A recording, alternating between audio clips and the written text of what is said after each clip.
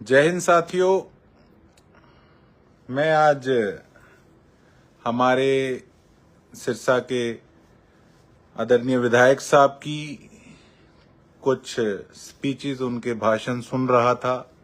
मुझे किसी मित्र ने भेजे और मैं हैरान था कि किस प्रकार से आजकल सुबह शाम विधायक जी पहले मेरे बारे में कहते थे, ये क्या है, ये कीड़ा मकोड़ा, ये इसकी औकात क्या है हमारे सामने। और मेरे बारे में ये कहते थे कि इसकी तो मैं बात करना भी अपना वक्त खराब करने के बराबर मैं समझता हूं। और आजकल सुबह से लेकर रात तक गोकुल ऐसा है, गोकुल वैसा है।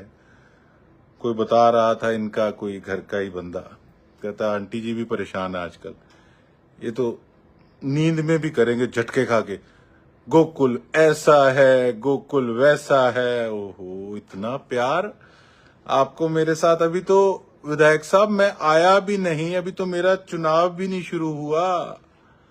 आजकल इस कीड़े मकोड़े के बारे में इतना आप समय अपना खराब कर रहे हैं। और मेरे तक नहीं रुक रहे, मेरे परिवार तक। मेरी माताजी चुनाव लड़े थे, उन तक।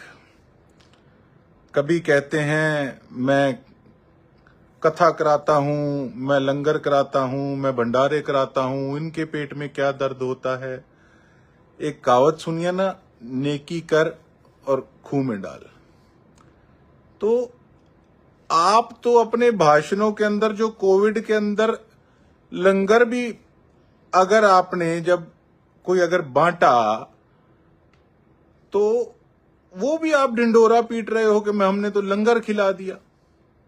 गोकुल सेतिया ने उस समय, आप कहते हैं कि इन्होंने कभी जेब से 5 रुपए निकाले, कभी किसी को बच्चे को पढ़ाई के पैसे दिए।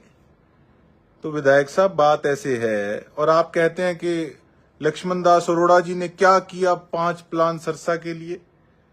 विधायक साहब अगर उन्होंने कुछ ना किया होता तो लोग कोई पागल नहीं है कि उनको 5 बार उन्होंने विधायक चुना। उसके बाद जो कोविड टाइम के अंदर आप कहते हैं कि इनके तो दरवाजे बंद थे।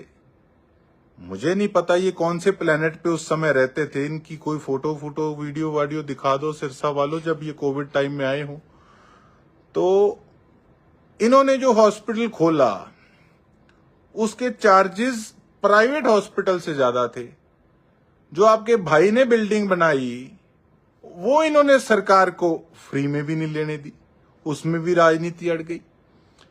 और जहां तक ये बात कहते हैं बच्चों को कि किसी को पढ़ाई के लिए 4 पैसे नहीं दिए, तो इनको शायद पता नहीं, एवी इंटरनेशनल जो चैरिटेबल ट्रस्ट का स्कूल है, वहां पर हजारों बच्चों को पढ़ाई में रिलीफ दिया जाता है ताकि उनका भविष्य उज्जवल हो। एक हैंड टू माउथ व्यक्ति भी जो है, जो गरीब आदमी भी है, वो थोड़े पैसों में उनका बच्चा अच्छी शिक्षा प्राप्त कर सके। शायद ये गोवा वालों को इन चीजों का पता नहीं है। उसके बाद इन्होंने टिप्पणी करी, कहते कि ये तो भैया कभी तो बाढ़ में गारे में कपड़े लपेड़ा है और कभी ये कूड़े में जाके खड़ा हो जाए। आपको मेरी इतनी चिंता क्यों है? फिर आपने कहा कि ये तो पिछली बार सरकार में थे, ये तो दरी बिछाने वाला नेता है। अरे मैंने विरोध तो किया, अगर उस समय मेरी जो पार्टी थी, सरकार थी, अगर उसने सिरसा वालों के लिए कुछ नहीं किया तो। विधायक साहब आप अपना बताओ कि आपने भारतीय जनता पार्टी को समर्थन दिए रखा। आज भी आप किसान विरोधी पार्टी के साथ मिलकर चुनाव लड़ने जा रहे हैं। आप अपने अनुज को इलाहाबाद से टिकट दिलाने में कामयाब हो गए, लेकिन नहरें लाने में कामयाब नहीं हुए हमारे किसानों के लिए। ना आपने टैंकी आंदोलन में, अब आप 4-4 चक्कर निकाल रहे हो, एक परिवार का सदस्य एक गांव का। तब आप क्या 4 मिनट भी नारायण खेड़ा आंदोलन के अंदर आए थे? क्या आपने नशा खत्म किया हमारे इलाके में? क्या आप अस्पताल लेकर आए? क्या आप हमारे एरिया के अंदर पार्किंग लेकर आए? क्या आपने एक भी सफाई कर्मचारी रखा? क्या नगर परिषद के अंदर आपके चेले चपटे शरेआम वहां चादरें बिछा रखी थी, लोगों की जेबें काटने का काम कर रहे थे? क्या वैसे करप्ट अफसरों को आपने ठिकाने लगाने का काम किया? नहीं, क्योंकि वीकली मंथली आपके महल में आती थी और पता नहीं फिर भी आपने ऐसी पार्टी को समर्थन क्यों दिए रखा। दूसरी तरफ आप कहते हैं कि मैं कथा कराता हूं, मैं पाठ कराता हूं, इनके पेट में क्या दर्द है, कथा पाठ तो ऐसी चलती रहेगी। अरे ये तो तारा बाबा जी कराते हैं कुटिया के अंदर कथा। आप अपने आप को मुख्य सेवक कहते हो, कथा होनी चाहिए, पाठ होने चाहिए। हम तो चाहते हैं परमात्मा का नाम लिया जाए ज्यादा से ज्यादा, लेकिन फिर चुनाव से 2 दिन पहले आपकी भक्ति कहां जाती है? उस समय आप नशा क्यों बांटते हो? फिर आप लोगों का ईमान क्यों खरीदते हो? इस चीज का जवाब है। और साथियों, ये किस प्रकार के दानवीर हैं, ये आप इनके ना लाडले भतीजे की फोटो देखो कि गौ माता को भी अगर ये चारा डाल रहे हैं, खिला रहे हैं, तो पीछे 3-3 कैमरे वाले खड़े हैं। ये काम जो है ये करते हैं।